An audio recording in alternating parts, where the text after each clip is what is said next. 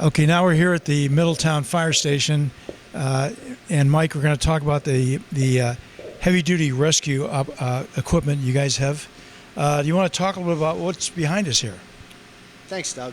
So we have this is the East Bay Heavy Rescue. This is the actual truck, and you can see all the equipment that is on this truck. This is equipment that no municipality on the island would be able to justify the purchase of by themselves, but by having taking part in this program and being part of this team, we have these capabilities and equipment now here on Aquidneck Island.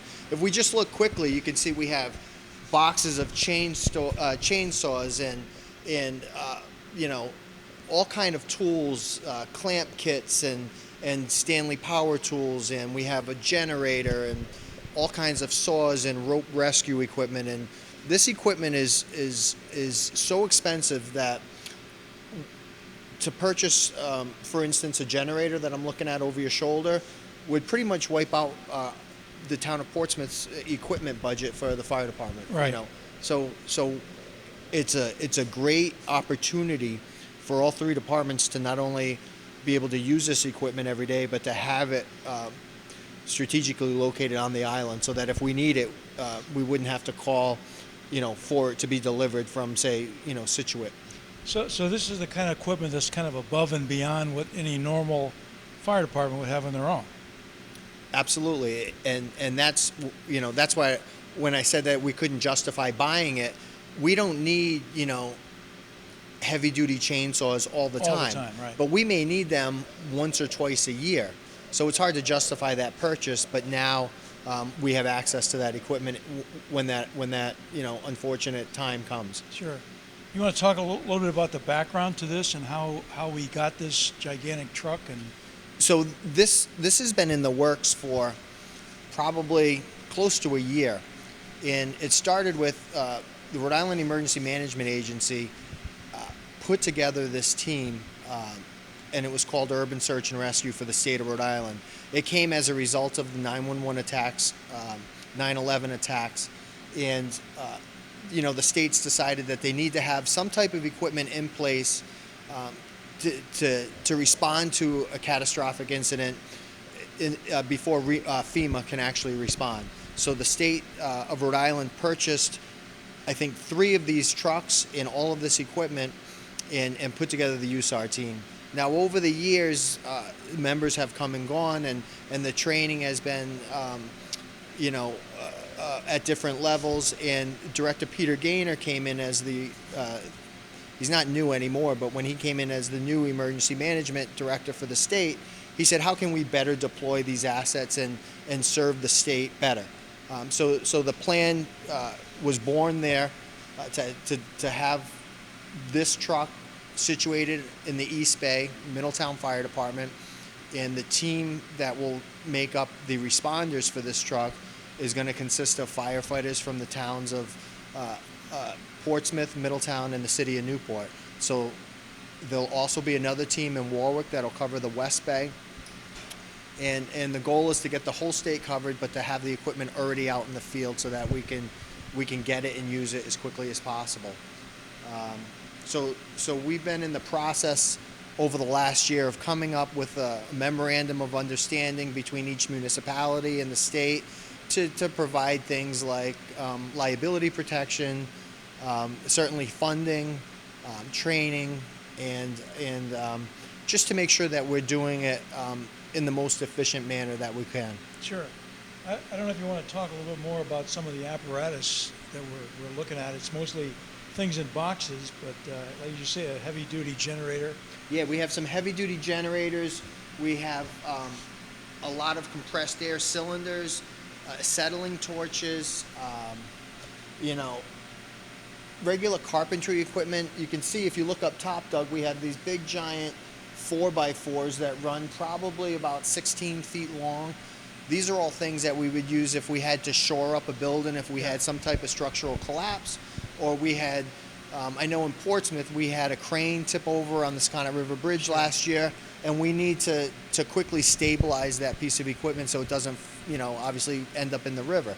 So this these tools and the wood and the chains and the stuff that is on this truck will support that, and we'll be able to get that equipment to the scene much more quickly than we could have in the past. Okay, and this is essentially a state resource that's stationed here in Middletown for the East Bay. Right. So it's a state resource, but it's been deployed out to Middletown. The town of Middletown actually took title of the vehicle, Okay. has registered the vehicle through the town of Middletown, but it's a shared resource with the town of Portsmouth and the city of Newport, and we will respond anywhere in the state that calls us for help. Sure. Now, how many Portsmouth firefighters are going to be trained on knowing what's in this truck? Well, the goal is to train all the firefighters at least to know what's in the truck. But as far as team members that actually are certified up to a technician level, we're looking at 8 firefighters in Portsmouth. The goal is to have 2 people on each shift to at least begin the process of getting this truck and getting it deployed should a major event happen. Okay. So we have, in Portsmouth, we have 4 shifts of firefighters, and if we can get 2 firefighters on each shift that have the training and expertise, when an event happens, they can, number one, identify the need for the equipment, and number 2, get it And rolling. you'll have somebody that's on watch, that's trained at That- all times down there. That's correct, and that's also the goal for the town of Middletown and the city of Newport as well, to have trained personnel, at least a few on scene that can get this truck moving with the equipment on it, and then be able to reevaluate what is needed, if more resources are needed or not. Right. Now, I would think there's some expense involved in training folks. How is that going to work out? Where is the money coming from? Well, fortunately, we have it built into the memorandum of understanding. Much like the equipment is very hard to justify the purchase of from each municipality, so is the training. The training can be quite expensive because we need our responders, obviously, to get the best training and to be certified to a national standard to make sure that we're using best practices. The way the funding for training has been set up is such that the funding for training will be given by the state in the form of a grant. Yeah, so I can see this could be used a lot in life or death situations.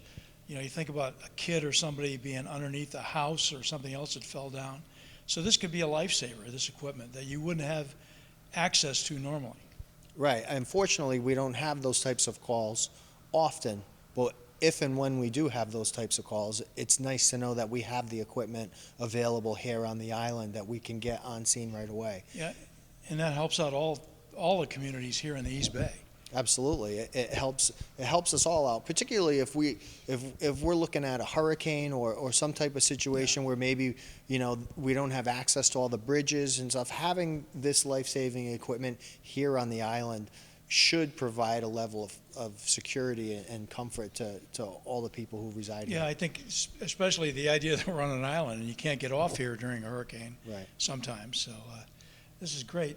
So when is the training going to start, Mike, do you think? We're in the process right now. The Rhode Island Fire Academy is just finishing up their second phase of construction, and they're scheduled to start their first municipal firefighters class in March.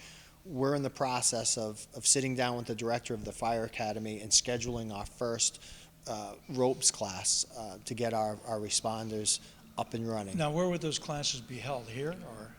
We have a couple of options. We can have the classes at the Rhode Island Fire Academy, which is in Exeter, or, and this is what we're hoping to do, is have the classes here at the Middletown Fire Department. Because they have such a beautiful new facility, as we've seen walking around, they have a big community room that can be used for training, and they also have a fire tower that was newly constructed that's out back for training purposes. Yeah, I'm very as well. impressed with the community room here at the Middletown Fire Department. Hopefully our police department will have something like that when that gets built too. Yeah, so what we have is a capability we didn't have before. It's basically being funded by the state. It seems to me there's no downside to this thing, and we're going to have our guys trained to operate this stuff, again, free to us. Right, it's free to us. We spent a lot of time getting the memorandum of understanding put into place. And the good thing is we have a mechanism for funding, but we also have we also have some language in the agreement where, let's say the funding mechanism runs out, which, we don't anticipate will happen, but certainly, Politics are politics. right. We can walk away from this agreement at any point. Any of the three municipalities that are involved, if we decide that this isn't good for either the taxpayers or the citizens or the responders, we can say that this isn't working anymore and we can walk away from it. Or find other sources of funding. Right. Yeah, absolutely. No, Because I think that after the first couple times this is used, I think we're going to have proof that something like this really works. Yeah, I think it's a good program that we're putting together. I think it was really forward thinking of the Rhode Island Emergency Management Agency, in particular Director Gaynor, to bring forward this idea, and I'm really proud to be part of it. Yeah, and kudos to you and the fire chiefs on the island here for getting involved in this stuff. Let me ask you as kind of a side question. You mentioned the Rhode Island Fire Department or Fire Academy. Do we send Portsmouth kids through there or when they're coming here? Historically, we haven't. There's been a Rhode Island Fire Academy for years that puts on classes, and we actually have some instructors that work in conjunction with the academy, but there's never been a municipal fire academy to send new recruits to. Like in the police department, any new police officer that's hired in the state gets sent to the municipal police academy to get trained and certified. We will have that now starting in March for the fire service in Rhode Island, which is, in my opinion, something that we've been waiting a long time for, Yeah, that seems and just a wonderful thing, especially for a community like Portsmouth or Middletown or Newport, which are smaller departments. When we have to train people in-house or send them out, it costs a lot of money. Yeah. This is going to be a resource that is available to us that will get people certified to all the national standards in the most cost-effective way. Yeah, that sounds great too. So that's also good news, I think. Right. Thanks very much, Chief. I appreciate the briefing on what you've got down here, and our thanks too to Chief Ron Dory of the Middletown Fire Department for letting us come down and hosting us here. Let's go back to the studio now.